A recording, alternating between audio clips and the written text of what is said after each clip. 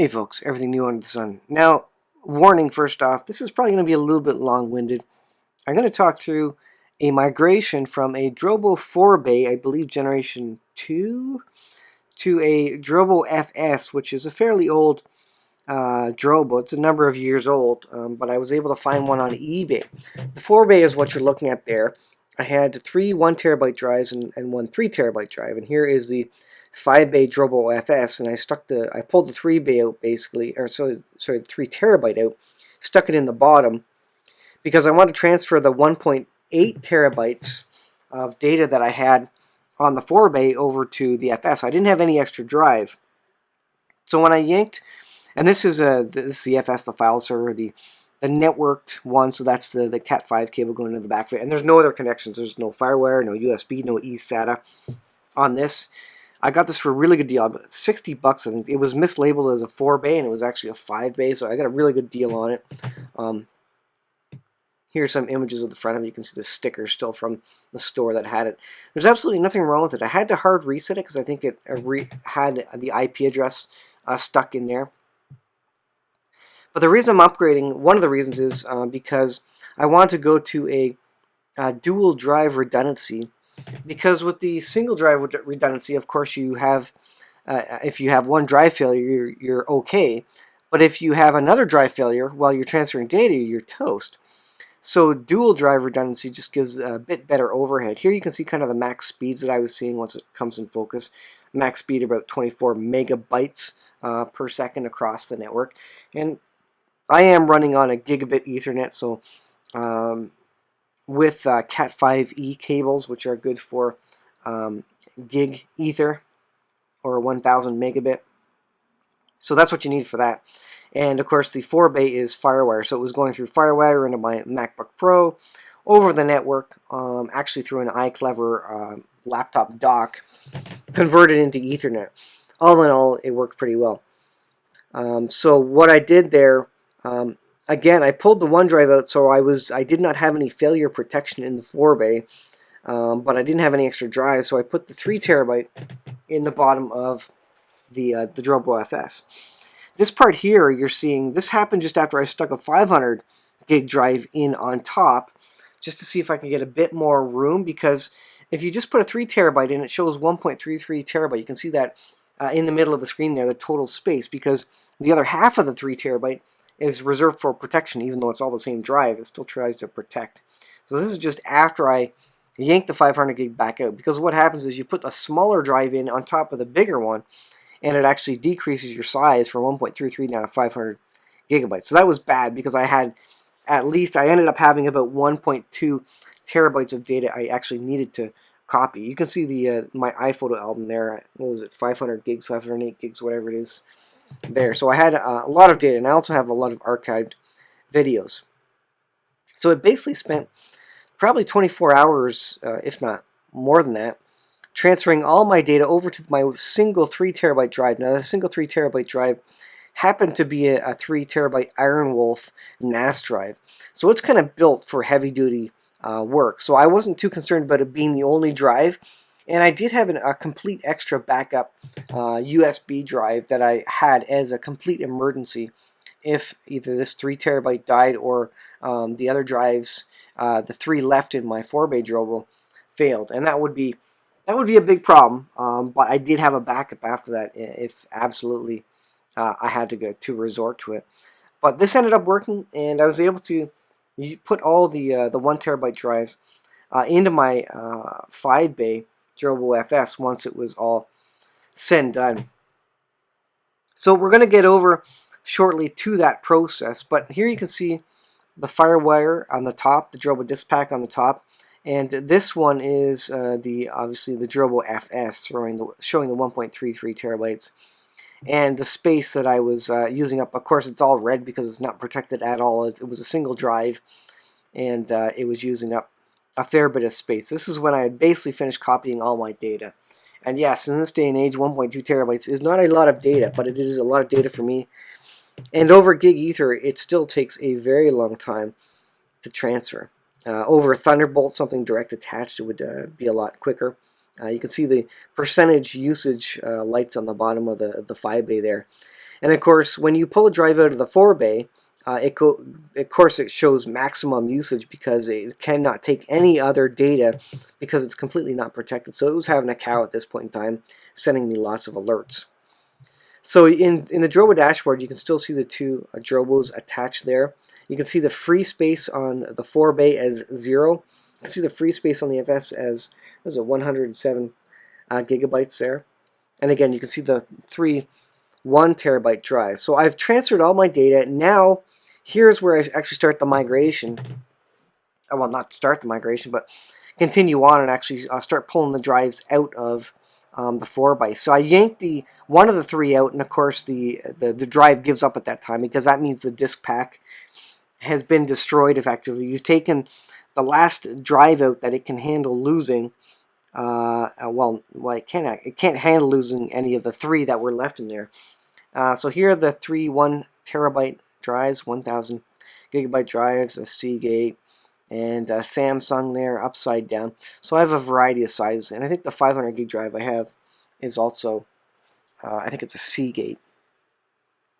And because that was the only extra drive I had sitting around. Like I said, I do have a USB backup drive that I was using. So here I'm actually going to go and install it. And the reason I do this, and I'm not fast forwarding this, is because it's interesting to see what the Drobo dashboard reports when you plug in a new drive. So we go from 3 terabytes and 1.33 terabytes of free space there. And then we plug in the 1 terabyte drive, and so you get the alert, oh, drive detected. And it'll come up, and unfortunately I can't see what it shows there, but it was basically about the same space available effectively. Because it was only 1.33 originally available. So I'm putting in my next one. I'm going to put these all in quick succession, so I wasn't too worried about putting in a smaller drive like I had with putting the 500 gig drive, which made it have a cow. Yeah, you can see the red there. It's completely used up, and it's recalculating everything at this point in time.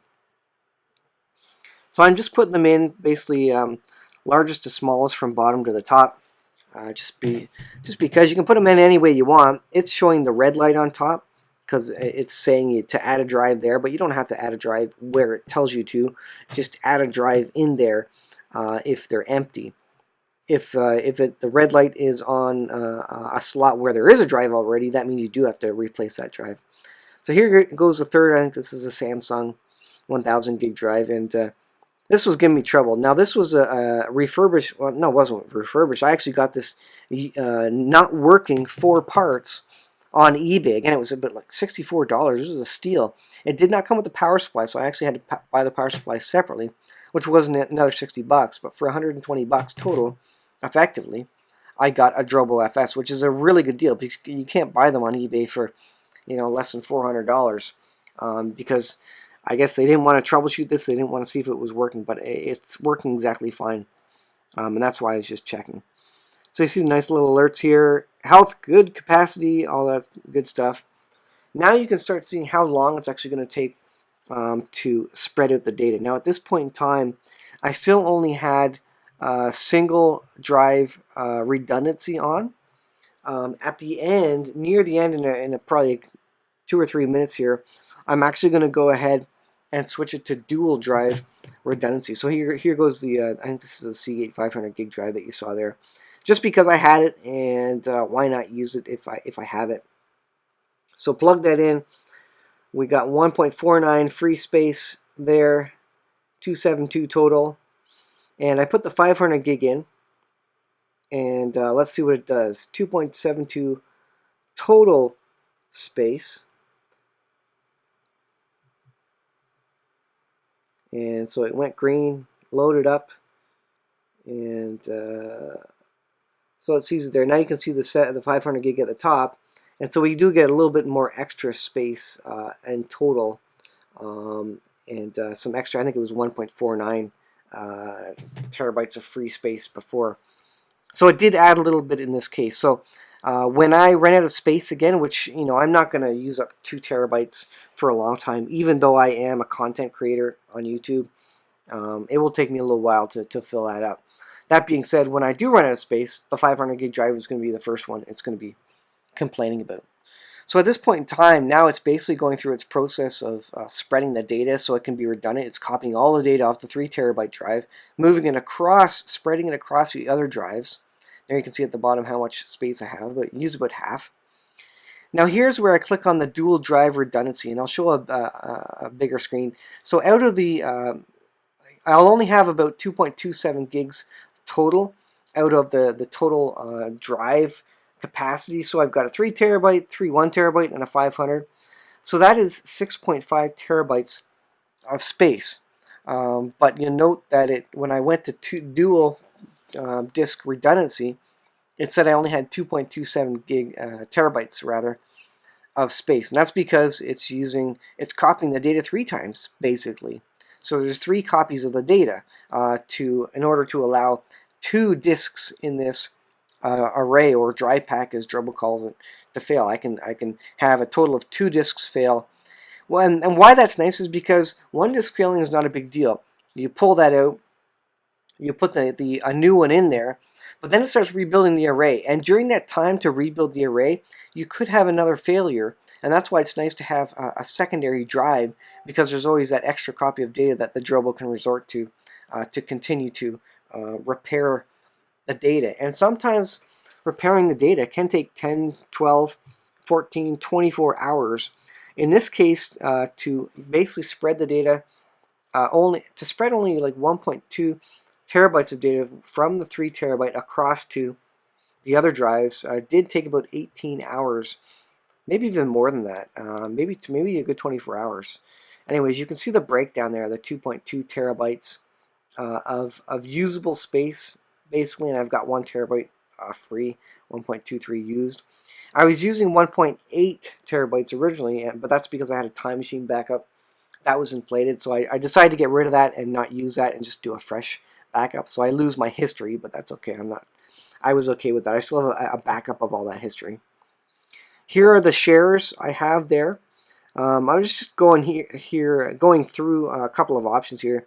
Of course, I have Time Machine set up, which is nice because I have 2 Macs backing up to my Drobo FS over the network, which is really slick, backing up over Wi-Fi.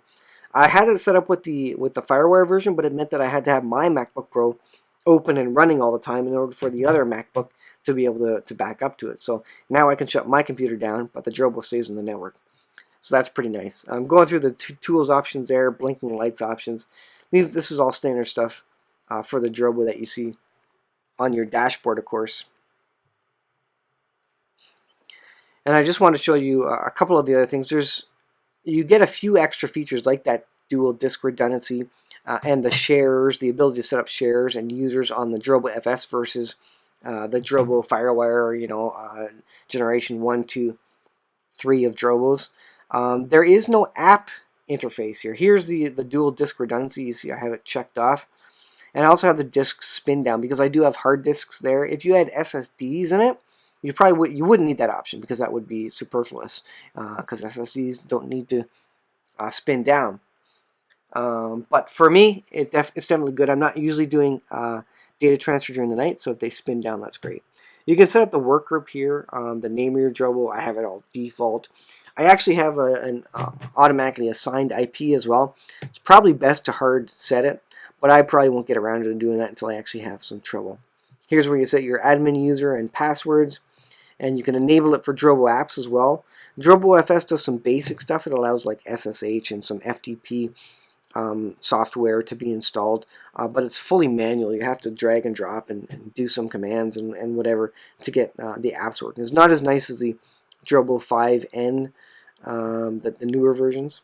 Here is the alert system where you set up your SMTP so to allow it to basically email you when something is up with the Drobo, which is a super nice feature. I love this feature, as well as the alerts and the notifications on the desktop about what's happening.